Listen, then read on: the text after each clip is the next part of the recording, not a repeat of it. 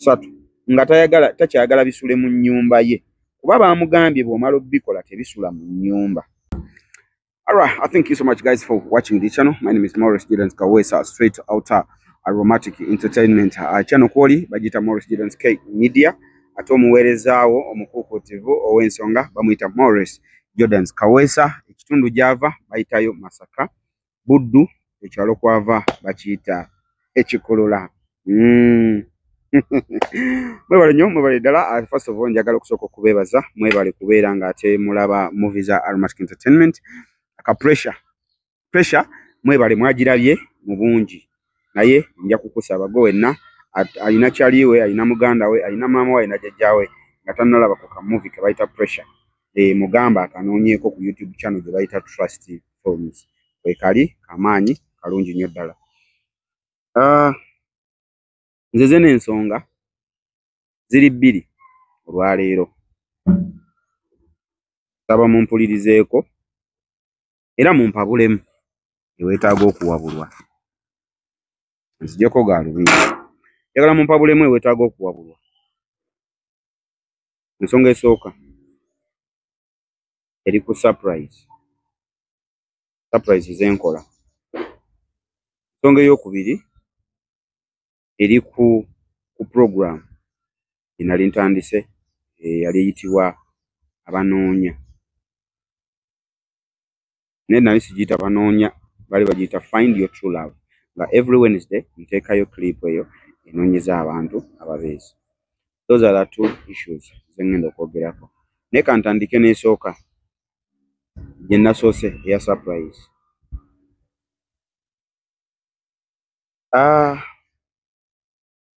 Surprise zenkola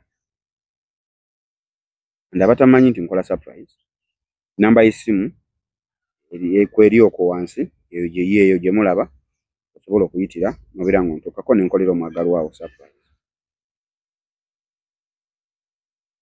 Nafuna call ey'omuntu ng'ayagala kusurprisinga mukwano gwe.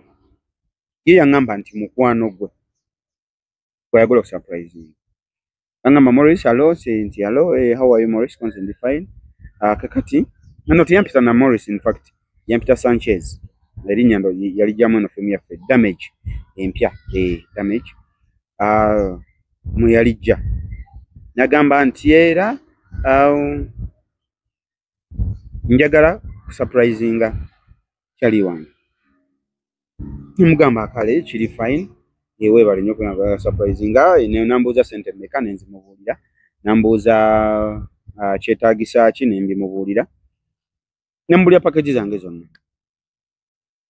Kati namala mubuulira package teyakona ku kyabirabo.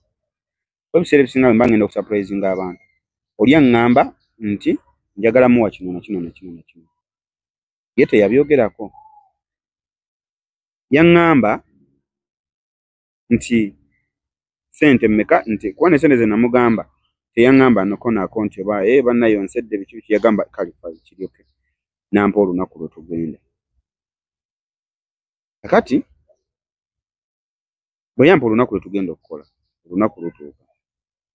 Olunaku lwe lwatuuka mugamba ampa olunaku lwe tugenda okukola.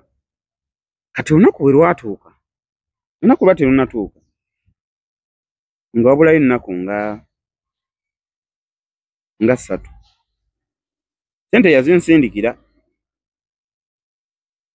ez'okugenda. Kakati wabulawo ennaku 3 nankubira essimu naŋŋamba nti Maurice, konze wange tugenda, for example leero Monday, nti tugenda ku Lwakuna, konze kituufu. Naŋŋamba jangu ono n'ebirabo obeere nabyo. Ne mugamba kale, ne mbuuza oli luddawa, naŋŋamba ndi Ntinda. Ne nvuga ne ŋŋenda Ntinda okunona ebintu. Bwe natuuka ewuwe naŋŋamba nti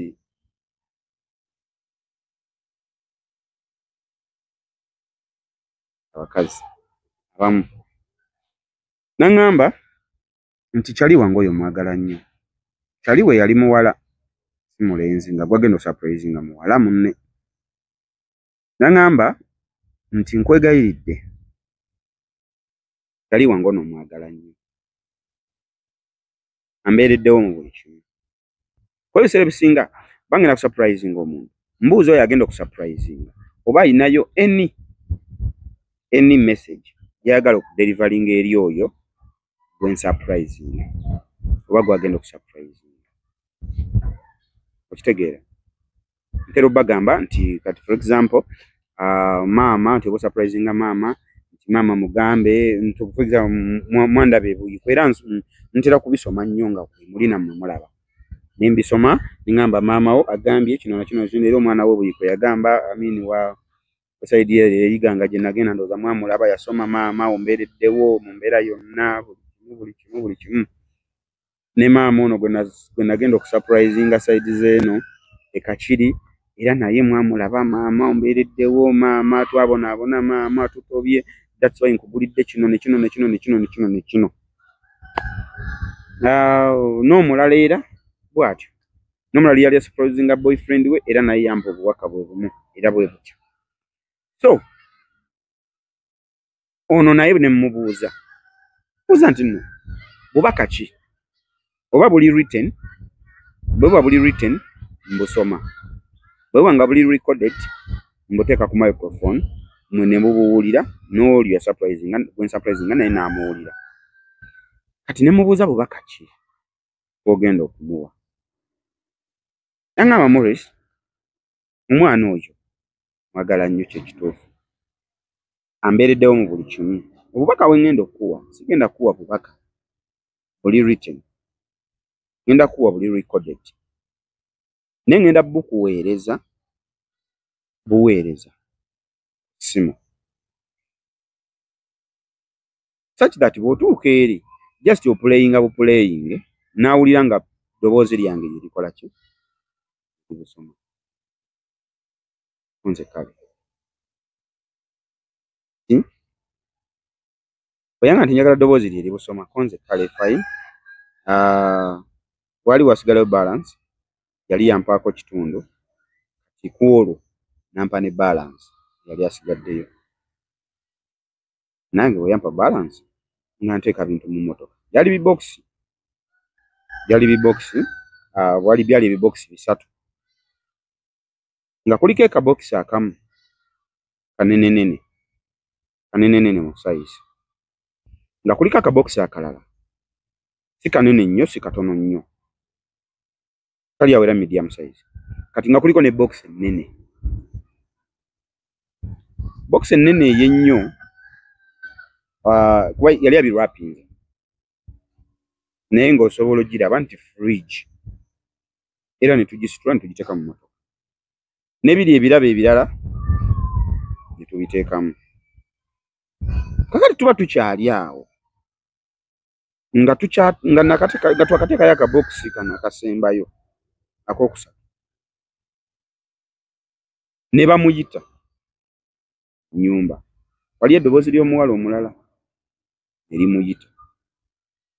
Eddoboozi bwe lyamuyita n'agamba Wangi, baamuyita erinnya sijja kulyogera ne baamuyita erinnya. Bwe baamuyita erinnya n'ayingira munda. Kati bwe yagenda munda ne tusigala wano nga kye tulinda. Of course tuyinza kuva mu maka g'omuntu ng'atosiibudde naye emmotoka buutu twali tetugigadde. Buutu yali ekyasigadde bweti waggulu. Okitegeera? Kati nga kye tulinda just in case wasigadde ebintu ebirala abireete tubiteekemu tuggalewo. Kati buutu yali ekyayasamye bweti. Munnaye nga munnaamuyita ng'ayingira munda.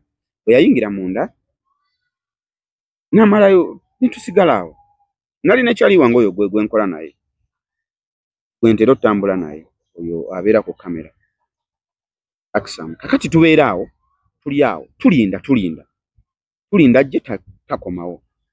Dakiika ne ziwera 10 ne ziwera 2 ziba zingira mu dakiika nga 3 tetwali ku ssaawa nti tuzipima ne kale obudde just ng'opima ogeraageranya ziba ziwera mu dakiika nga 3 nga tuwulire amaloboozi gatandise okusituka mu nnyumba nga bayomba tetwabifaako nnyo mu kusooka biki bye bayomba ffe twawulira luyombo. Munno toyinza mukola bw'otyo, biki ebyo by'okola okola bya kisiru kaali katono nnyo netugamba kati kiki ffe ne tusigala wabweru tetwayagala kuyingira mu ntalo zaabwe. Ne bayomba bayombera eddakiika nno ne ziwera. Kati omuwala omulala n'alyoka afuluma ng'adduka n'ajja bwe twali nga n'amaziga gaagala muyita. Omanyi okuba ng'onyiize, wali onyiizeeko ng'owulira obusungu, naye ate obusungu obwo olw'obusungu obungi ate amaziga ne gajja. Kati oli omuwala kye yali najja nga aweekera awulira obusungu n'atugamba mbeegayiridde, oli ng'asigaddeyo munda, n'atugamba mbeegayiridde muggyemu ebintu ebyo mubiteeke wansi muvuge mugende, puliizi temutwala bintu ebyo. Kati nga nze eyali akutte omulimu nga nkutte ne ssente bazimazeeyo, omuwala mubuuza kiki mubadde kirwaki tetubitwala, bansasudde ngenda kukola. N'aŋŋamba ogenda kukola, omanyi ky'ogenda okukola? Omanyi ky'ogenda okukola? Gwogamba ogenda kukola, Yesu oyagala ssente, omanyi ky'ogenda okukola nga amaziga gamuyitamu gati? Nemugamba simanyi. N'aŋŋamba kati bw'oba tomanyi nze mmanyi, gyamu ebintu biteeke wano wansi, genda puliizi, mbeegayiridde mukwate emmoto muvuge emmotoka yammwe muve wano mugende.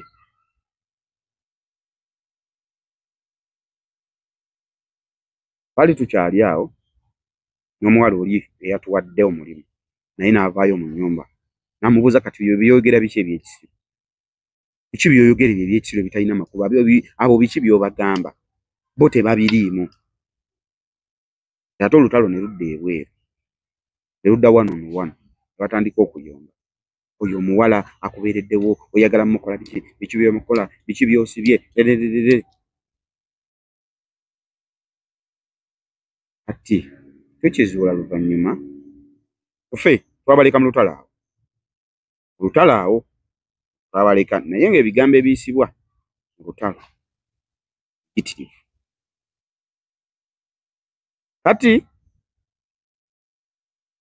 in fact baayagala n'okwekuba kuba olutalo lwali lw'amaanyi. Ate mu apartment kuba baali mu apartment baleka baali babeeramu babiri, like nga bwe munaapangisa room emu ne mugipangisa babiri. Kati that's why ndowooza baali basatu, omu n'abeekutulako, kati kwe kusigala ababiri. Oba okategedde? Kakati bwe baayomba ne bayomba. Akisam n'amugamba, you know what, Morris, ebintu omwala bwe balemeddeko nti nno tetubitwala. Musobola n'okufuba nga muli mu kufuluma wali. Tetumanyi lwaki ensonga agamba tetubitwala. Naye musobola n'okuba nga mufuluma gate n'akuba enduulu nti muli babbi. Babakwata, tuggyemu ebintu by'abali, tuvuge tugende. Ne mugamba Akisam ate ssente, bampadde ssente. N'aŋŋamba ekya ssente tokyokka kifaako. Yita omuwala, ziri ssente, yes, wazikozesa. Bwe tuba tetugenda kukola, omuwala mukwata omuddize ssente ze. Ne mugamba nedda Akisam, ono si eyatuwa omulimu. Eyatuwa omulimu ali eri. Amini yoli ayomba ate yagala omulimu tugukola, kyagala tugukole. Kati ono bwaba nga tayagala tugukola ate nga si yatuwa omulimu, then kiba kirimu obuntu. So kituba tukola, tuvuge emmotoka tusooke tugende, sooka okwate zino ssente z'abadde akwadde cash. Balance yali asigaddeyo gwe yali ampadde. Ne nkwata balance gwe yali ampadde. Ne mugamba nnyabo, ssente zino sooka ozikwate, ojja tukubira essimu. Kasita wakyabulayo ennaku kuba lwali lwa Mande nga tugenda Lwakuna. Naye kalakaasa mukwate ssente nammwe oba nammwe muli basi. N'atuyisaamu eggaali awo. N'atuvuma ffenna. Bwe yatuvuma ne nkwata ssente balance gwe yali ampadde, ne muwa ono eyatugambye nti tetukola mulimu tuguleke. Ne tuvuga ne tuvaayo. Eky'omukisa omulungi, oli omuwala eyajja n'atugamba nti no temukola mulimu ogwo. Eky'omukisa omulungi yasobola okufuna ennamba yange. Enkeera nankubira. N'aŋŋamba ono Igaya yabadde agenda okukola surprise nti ye. N'aŋŋamba ebintu ebimu bw'obanga obikola osookanga kwekenneenya ko nze ntya. N'aŋŋamba ono eyakuwadde ssente surprise ng'oli nga muyita mukwano gwe si mukwano gwe mujja we era yabadde tagenda mu surprisinga. Box ezo z'olaba zaabadde 3. Box ey'okusatu ebintu bye yabadde ataddemu naawe oba oli awo byali kulemesezza okutuuka gy'olaga.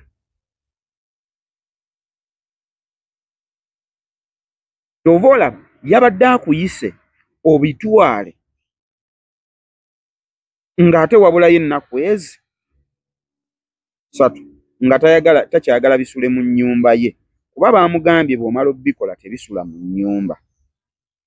Bisibe either obiteeke ebweru oba ofune w'obiteeka then olunaku lw'okubitwala we bunaatuuka obijjewo babimutwalire. Negwe tobisuza mu nnyumba gy'osuzeemu. That's why yabadde akuyise obitwale before lunaku. Hey! Chinenkeme.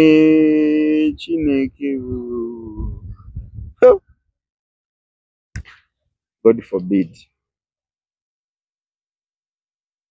Konze ebiki era lwaki naŋŋamba nti oyo omuwala gwe sigenda kwogera linnya basoma bonna ku campus. Bwe basoma bonna ku campus omuwala oyo yali alina boyfriend we ng'alinamu kasente.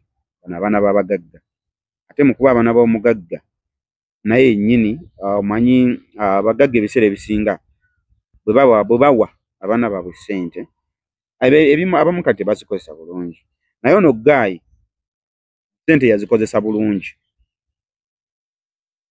Taata we mugagga oba famire ye engagga naye bwe bamuwanga ssente bamuwadde biki nga bw'omanyi kale abazadde nti omuzadde asobola okukuwa n'agamba nti kati omaze okusoma yes naye ninawo miliyoni zino 3 miliyoni 3 njagala tukoleko graduation ya miliyoni 10 nti miliyoni 2 nzikuwe gwomanyi kyotandika nti ye kati abasajja oba abavubuka ebiseera ebisinga naddala abalenzi bw'awulira nti muzeeyi alina miliyoni 3 nti ayagala kunkola graduation ya miliyoni 10 oba 15 ze ziba zitandika already yaba yamaze dde okubala nti bwampagana 3 gonna nesikola graduation nensooka nenkolako business nsobola okufunamu ssente ate zikola graduation nga ne business weeri.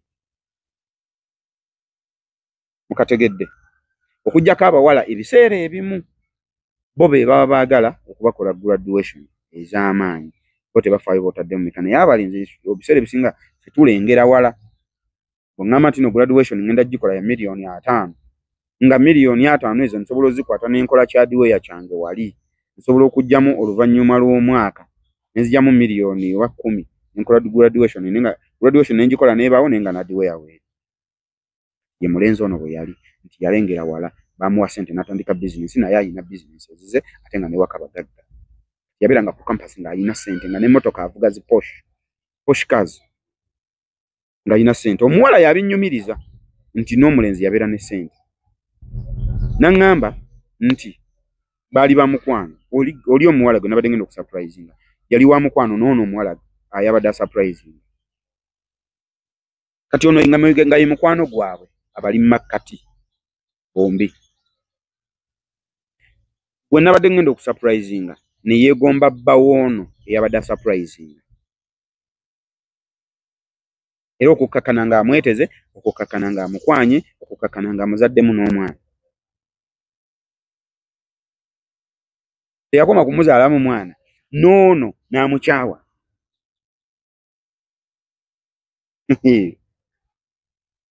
Nannyini musajja ne bamukyawa omusigule n'atwala buli kimu eyasigula ne bamuzaalamu omwana ne bamuzimbira n'omuzimbi. Kati nga bakava ku campus naye mu kuva ku campus ndowooza nga bakava ku campus myaka kuba yangambye bakava ku campus myaka ng'ebiri naye ono omuwala tannaba nakufuna mulimu gwakola era nawe ku apartment we basula yes yasasulawo just balina obuli mulimu bwe bakola just buli mulimu naye oli bamukolera ne business ne bamuzimbira n'amaka n'azaala n'omwana. ontegeera kati ono omuwala yabadde agenda okusurprisinga n'apanga n'ono mukwano gwabe middleman nti omanyi omuwala yanzibako omusajja eyanzibako omusajja sikyalina ssanyu nga bw'omanyi nti basobola okukubbako ekintu mu mangu ago nekitakuluma naye ate wayitawo ebbanga ng'oba oli awo owulira okyetaaga nekitandika okukuluma kati noono bwe yali naye nga mbiwulira byonna naŋŋamba ne tuteesa oba naŋŋamba tumukole ekintu maya tumukole biki bingi naŋŋamba era ne tuteesa eddagala tulisibiremu akabokisi akasembayo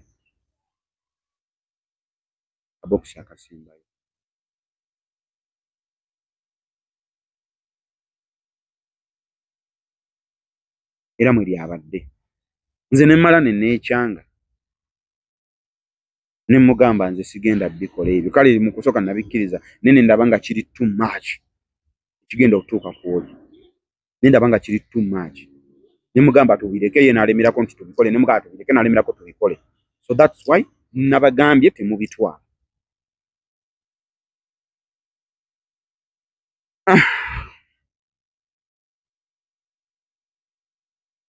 kati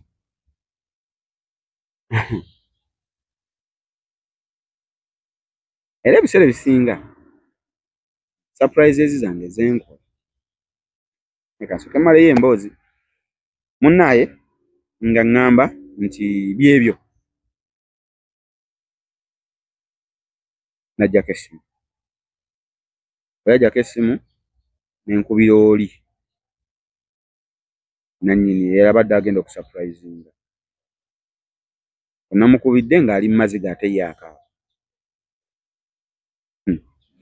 akaabira ki mbonnaganye okusurprisinga okukola bye yabadde ayagala namugamba wampa ssente bweziti ne bweziti nti ssente ze wampa ezo naguzeeko amafuta ya ssente bweziti agavudde waka ne gajja eyo amafuta ge navuzeeko nti ye mugaa kakati just ssente ezo ngenda kujjako ko ssente z'amafuta ge nakozesezza balance oka mu kusindikira mpe namba ku musindika naŋŋamba balance muleke tomukomyawo kasita wampaddeko zino zinabadde nkuwadde ezo zireke zinywemu akatunda namugamba neyanzize so bwentyo bwe nawonye oba oli awo okutwala bye nabadde simanyi surprise kyalize gyendi era kyalinnumye naye nga ndowooza ye surprise gye nabadde ngenda okusooka okukola nga client agenda okuntuma ye yeesibidde ebintu gye naakasooka okukola gye nabadde ngenda okusooka okukola nze surprise zange zenkola tebangulira bintu bampa ssente nengula ebintu era nziramu kikkaatiriza sijja kukkiriza muntu yenna kumpa surprise ate kati buduli mbadde sikikola ate kati sigenda kikolera ddala sigenda kukkiriza muntu yenna kumpa surprise nga omuntu oyo ye yeesibidde ebirabo nze mbyegulira nga bwe mbadde nkola wano naye namugamba leeta ssente ngula ebintu naŋŋamba nti namaze ddo bigula jajjigaana sijja gikola ojja kunoonya omuntu omulala gw'otuma oba oyagala kumpa surprise yo nze nkugamba nti oyagala ki nti njagala ngatto nti engatto ezo ogenda zigula $10,000 n'oginsindikira oyagala ki ekira nti njagala gomesi eyo ogenda gigula $10,000 oginsindikira $20,000 ne tubala yonna toto nti $1.5 million gwe n'ogikwata n'oginsindikira n'engula ebintu $1.5 era nkuwa lisiiti na buli kimu kyenkoze ku paperwork nenkusindikira buli kimu kyenguze nenkusindikira na butya bwe nkiguze nemmala okupakinga package yange buli kimu kikolera ku video ng'okiraba bwentyo bwe mbadde nkola so era nnyongera okukikkaatiriza era nnyongera okukiddamu nti ekyo era kye ŋŋenda okwongera okusimbako essira sigenda kukkiriza muntu yenna kumpa birthday surprise oba surprise yaki yonna nga gwoguza ebirabo mbeegayiridde sijja bitwala nga bwe mbadde nkola emabega yonna nze neegulira ebintu. Please bw'oba waguze ebintu sijja bitwala. Naye nga bampagira mu surprise, so keeka kabaddewo bwe kityo kyabadde. Naye nga kirala ekyabaddewo mukirinde mu video egenda okuddako mu nnaku ezo mu maaso. Kiri kyannabadde ngenda okwogerako ekya abanoonya ekya Find Your Loved One. Nakyogeddekokko naye saakimazeeyo, so leero sigenda kusobola kyogerako olw'okuba nti kano ka story katuwanvuyizamuko katono. Guys, mubeere beegendereza ate naawe omuntu baba kututteko omwagalwawo. It's not the end of the world. It is not the end of the world. N'okumukola ekibi oba tolina kyotaasizza. So mbeegayiridde banaye tweyagale, twongere kweyagala. Let's spread love instead of hatred. To spreading love. Kati imagine nga tutte ebintu ebyo omuntu oyo n'afuna obuzibu. Olowooza ani abambuzi? So tekiri fair. Omuntu oyo bw'aba nga akuvuddeko, ebiseera ebisinga omuntu bw'aba nga akwagala nga naawe omwagala, kizibu okumusigula. Ekyo nkikubuulira, tewali ayinza mukyusa ndowooza. Tewali. Era omuntu oyo aba wuwo. Ekyo ndayira amazima ga Katonda mu ggulu nga nkutte ku ssabbulet. Aba wuwo.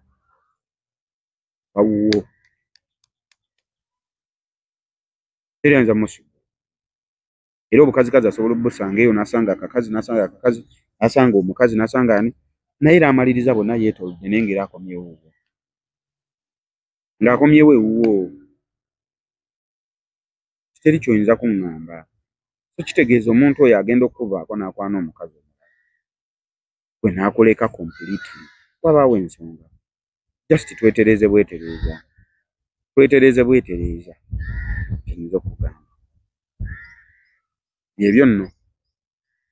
Naye nga bampa surprise, mwebale nnyo mwebale ddala abantu bampa surprise mu bulambulukufu bwazo, mwebale nnyo mwebale ddala nsiima era nsiimira ddala. Mwebale nnyo mwebalire ddala. Kale, I'm Peter Morris, Jordan's Kawesa, straight outer Mark Entertainment, that's my name.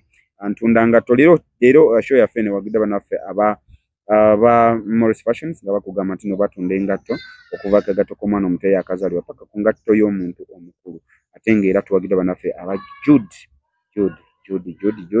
la Jude batunda birime, Jude Organics abatunda birime. Ate ng'era tuwagiddwa banaffe aba anyway, kale Flavor Lounge, Dr. Morris Jordan's Kawesa, straight out of Mark Entertainment. Thank you so much. I'm the fine boy from Masaka's finest. Have a blessed night. Bye-bye.